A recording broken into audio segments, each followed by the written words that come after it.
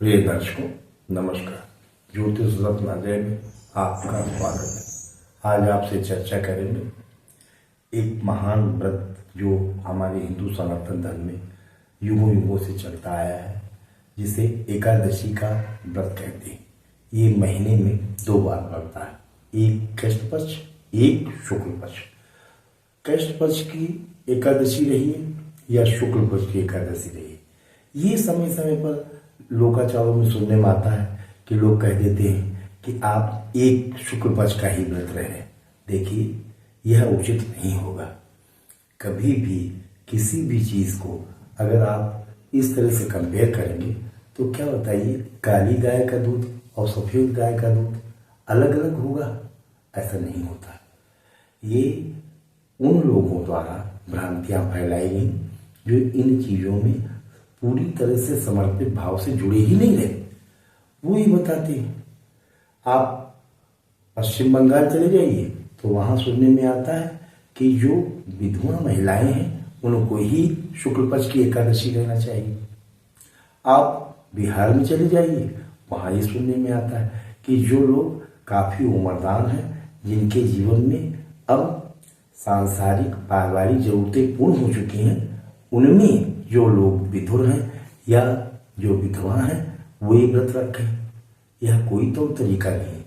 पूरे विश्व में हमारा हिंदू सनातन धर्म का जातक और जातिकाएं, उनके परिवार रह रहे हैं। अगर ध्यान से देखा जाए तो इस व्रत को रहते हुए हम माता लक्ष्मी और विष्णु का प्रार्थना और पूजन और नमन करते हैं। पूरे विश्व में कौन ऐसा है जो माता लक्ष्मी और विष्णु जी को नहीं जान रहा है? उनका व्रत रखने से यह एक हमारी जीवन में ऐसा रोल अदा करता है जिसे हम 12 लग्नों में किसी भी प्रकार की जो हमारी कुंडली के लग्न होते हैं उनमें सब में ये कारक के रूप में काम करता है। जो हमारे 4 नैसर्गिक शुभ ग्रह हैं, जैसे कि गुरु, शुक्र, बुध और चंद्रमा, वो बहुत ही अच्छे तरीके से उनको एक्टिवेट करता है। और ये कारक है हम सभी पुरुष और स्त्रियों के लिए जीवन साथी प्राप्त करने में और धन की प्राप्ति करने में, जो परिवार को चलाने में, संतान उत्पत्ति के लिए, संतान उचित मार्गदर्शन पाकर चलने वाली, अपनी जिम्मेदारियों का निर्वाह करने वाली हो।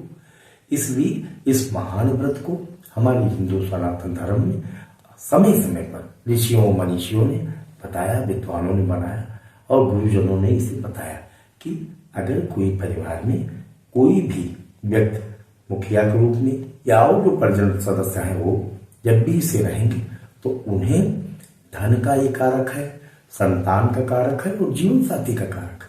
हर उस पुरुष स्त्री के लिए जिसे इसे निभाने के लिए, इसे पाने के लिए चाहिए होता है, वो खुलकर एकादशी के कृष्ण पक्ष की एकादशी और शुक्ल पक्ष की एकादशी का पूर्ण रूप से व्रत करें।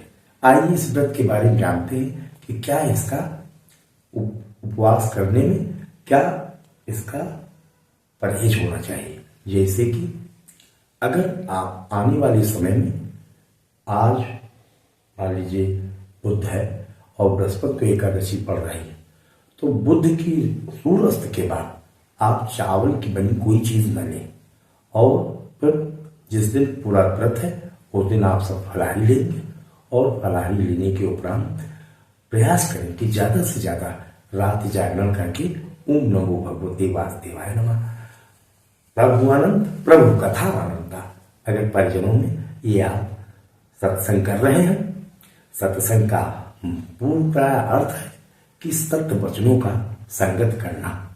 इस संगत के आधार पर उन परिवारों में, उन परिजनों को समय समय पर इस सत्संग से इतना अच्छा मानसिक सुधार आता है कि उनकी मनोदशा में बड़ी ही उन्नतशील परिवर्तन देखे गए।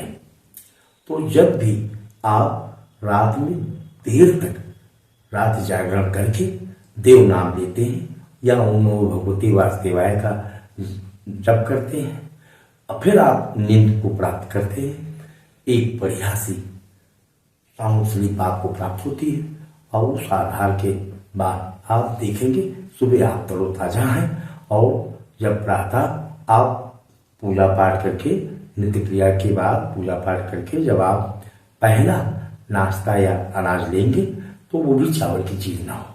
और उसके बाद आप देखेंगे कि यह व्रत जो भी जातक और जातिकाएं रह रही, उनकी उम्र कोई भी हो, उनको इन कार्यों में, जीवन को चलाने में, संतान, जीवन साथी और जरूरत का आवश्यकता अनुरूप धन की प्राप्ति के रास्ते स्वयं माता लक्ष्मी और विष्णु अपनी कृपा से बनाते चले जाते हैं।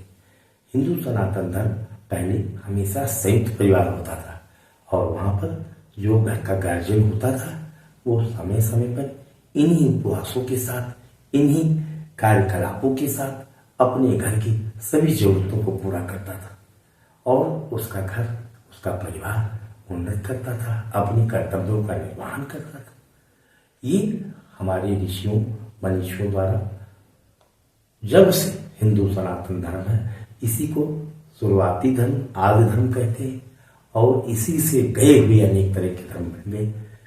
और इस धर्म में इस महान व्रत का जो चलन है उसको समय समय पर सही स्थिति में रखने के लिए और सही रूप से इसका निर्वहन करने के लिए मैंने ये आप सबको व्यवस्था से परिचित कराने का प्रयास किया है। आपका बहुत बहुत धन्यवाद।